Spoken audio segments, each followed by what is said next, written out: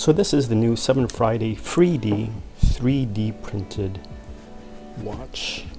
This, by the way, is a test watch sent to us by 7Friday. So this is a 3D printed technology. They use kind of a renewable resource. The case itself is pretty cool.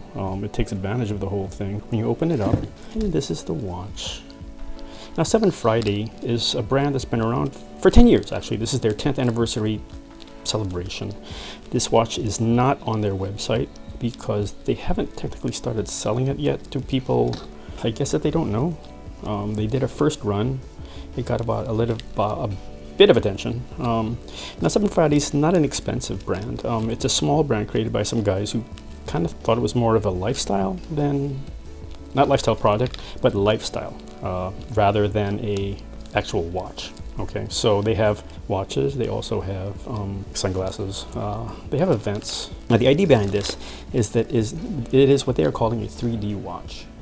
Okay, now understand that the watch mechanism itself is a traditional mechanism, and the case itself, the internal case of it, is titanium, and the external case, which is this stuff and that stuff, and actually in here, which is interesting, as well as certain parts of the inside, are 3D printed.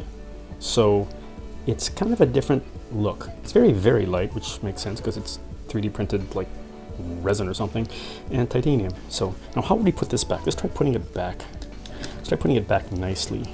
You would do this.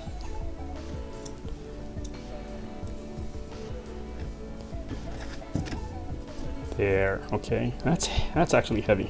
And then this would go back in there. It would screw shut. And then if you were to open it in a cool way, it would be, welcome to 7Friday. Okay, that's pretty cool.